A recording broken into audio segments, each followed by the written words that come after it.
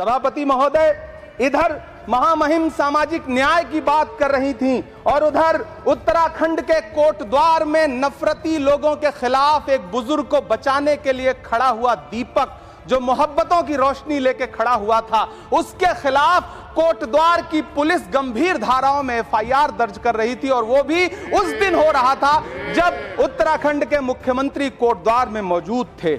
ये तोड़कर कहता है कि मुसलमानों को इतना टॉर्चर करो कि वो राज्य छोड़ने पर मजबूर हो जाएं। वो कहता है कि अगर कोई मियां रिक्शा वाला 5 रुपए मांगो तो उसे 4 रुपए दो ताकि वो परेशान हो सके। ये नया भारत है जहां बरेली में खाली घर में नमाज पढ़ने पर पुलिस मुकदमा दर्ज करती है। ये नया भारत है जहां क्रिसमस की तैयारी करते हुए ईसाइयों पर सरकार मुकदमा दर्ज करती है। ये नया भारत है जहां जम्मू कश्मीर में नीट का एग्जाम क्वालिफाई करने वाले 50 बच्चों में अगर 42 मुसलमान होते हैं तो फिर मेडिकल कॉलेज की मान्यता ही रद्द होती है और जश्न मनाया जाता है। धन्यवाद सभापति महोदय। हम करें बात दलीलों से तो रद्द होती है, उनके होठों की खामोशी भी सनद होती है। कुछ न कहने से भी छिन जाता है एजाज़े सुखन, जुल्म सहने से भी जालिम की मदद होती है। सभापति महोदय, मैं राष्ट्रपति के अभिभाषण पे अपने बात रखने के लिए खड़ा हुआ हूं। उस दिन देश की संसद के गलियारों में सरकार की तारीफ करती हुई महामहिम की आवाज गूंज रही थी, तो उधर मेरे कानों में हसदेव के जंगलों में आदिवासियों को जिंदगी देने वाले पेड़ों पर चलती हुई कुल्हाड़ी की आवाज गूंज रही थी। सभापति महोदय, इस तरफ महामहिम के भाषण पर प्रधानमंत्री जी संसद की मेज थपथपा रहे थे और उधर उत्तराखंड की अभागी बिटिया अंकिता भंडारी के इंसाफ की आवाजें मध्यम पड़ती जा रही थीं, जो आज भी पूछ रही हैं कि आखिर वो वीआईपी कौन था जिसके लिए अंकिता भंडारी को मार दिया गया।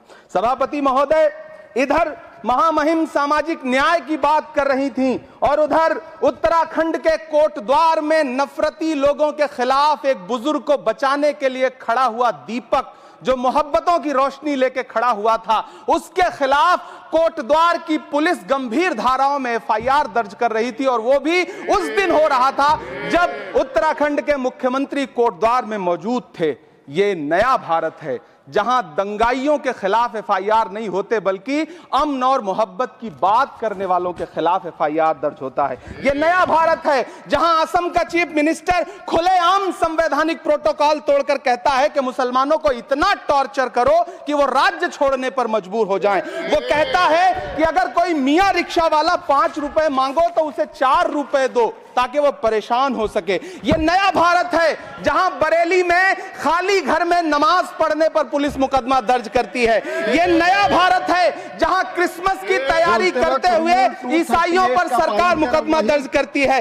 यह नया भारत है जहां जम्मू कश्मीर में नीट का एग्जाम क्वालिफाई करने वाले 50 बच्चों में अगर 42 मुसलमान होते हैं तो फिर मेडिकल कॉलेज की मान्यता ही रद्द होती है और जश्न मनाया जाता है। महामहिम राष्ट्रपति का भाषण में सुन रहा था। सर, यह नया भारत है जहां मध्य प्रदेश के बैतूल में बच्चों के स्कूल बनवा रहे मोहम्मद नईम का घर स्कूल इसलिए तुड़वा दिया जाता है क्योंकि वो स्कूल बनवा रहे थे। ये नया भारत है जहां कोर्ट का स्टे होने के बावजूद बनारस की दाल मंडी में सैकड़ों दुकानें तोड़ी जा रही हैं क्योंकि रास्ता चौड़ा करना है। सभापति महोदय, मैं आपसे कहना चाहता हूं कि जो पीढ़ी अपने बुजुर्गों को गाली देती है उसके साथ प्रकृति इंसाफ करती है। आज इंदिरा जी और नेहरू को गाली देते हैं, नेहरू को छोटा नहीं कर पाएंगे। नेहरू का साथ आइंस्टीन, नेहरू का नाम आइंस्टीन के साथ लिया जाता था और आपका नाम एप्स्टीन के साथ लिया जाता है। आपको ये बात समझनी पड़ेगी। सभापति महोदय, मुझे 1 मिनट बोलने दे, मुझे कंक्लूड करने दे। Doctor Sumer Singh Solanki, doctor Sumer Singh Solanki, doctor Sumer Singh Solanki, आपकी बात रिकॉर्ड पे जाएगी। डॉक्टर सुमेर सिंह सोलंकी, जो आपका समय था मैंने बोलने दिया। धन्यवाद।